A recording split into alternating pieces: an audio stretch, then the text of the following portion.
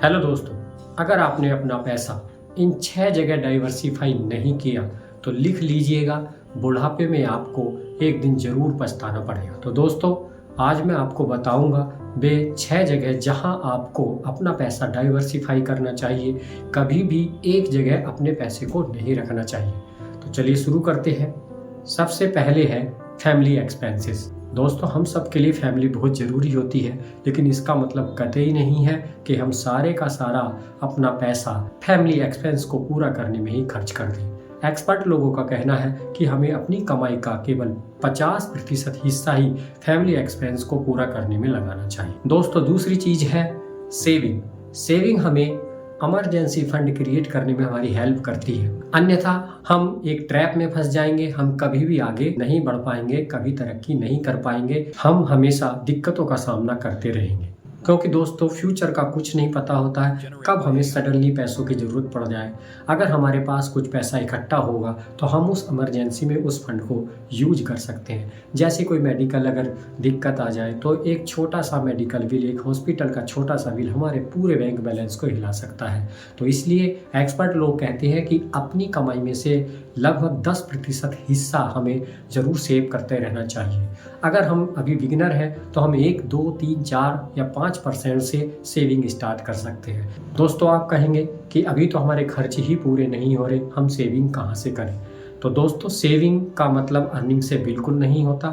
ये एक हैबिट है, एक आदत है जो बिल्ड की जा सकती है। चाहे छोटे पैसे से ही शुरुआत करें, छोटे परसेंटेज से ही शुरुआत करें, लेकिन शुरुआत जरूर करें और धीरे धीरे अपने खर्चों को एडजस्ट करते हुए इसे बढ़ाते चले जाएं।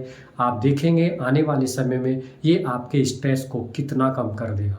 दोस्तों, तीसरी जगह है, एक्सपर्ट लोग कहते हैं कि अपनी कमाई का लगभग 10% हिस्सा हमें अपनी लर्निंग में, अपनी स्किल को, अपने आप को अपडेट करने में जरूर खर्च कर। कोई ना कोई कोर्स हमें ज्वाइन करना चाहिए जो हमारी स्किल को अपग्रेड करे। क्योंकि दोस्तों, हम अक्सर ये सोचते हैं कि कॉलेज के बाद हमारी जो पढ़ाई है लगभग वो पूरी हो जाती है, लेकिन आप जानते हैं आज टेक्नोलॉजी का ज़माना है, हर फील्ड में कुछ ना कुछ नया अपडेट आता रहता है। अगर हमने अपने आप को अपडेट नहीं किया तो हम अपने फील्ड में सस्टेन नहीं कर पाए। दोस्तों, अगला पार्ट है जहाँ अपने पैसे को डाइवर्सिफाई करना चाहिए, वो है इन्वेस्टिंग। दोस्तों, एक्सपर्ट लोग कहते हैं कि अपनी कमाई का लगभग 20% हिस्सा हमें इन्वेस्टिंग के लिए बचाना चाहिए। क्योंकि दोस्तों, अगर आज हम एक छोटी सी SIP भी करते हैं जो 500 रुपीज़ से या 1000 रुपीज़ से शुरुआत की जा सकती है, 20 साल की एज में आप शुरू करते हैं तो 40 साल की एज आते आते वो कई लाख रुपए हो सकते हैं। और वैसे देखा जाए आज वही लोग कामयाब हैं जिन्होंने इन्वेस्टिंग करना सीखा है, जिन्होंने अपने पैसे को इन्वेस्ट किया है। दोस्तों, अगला हिस्सा है ट्रैवलिंग। ट्रैवलिंग एक मेमोरी जनरेट करता है, ये हमारे माइंड में नए पैटर्न क्रिएट करता है।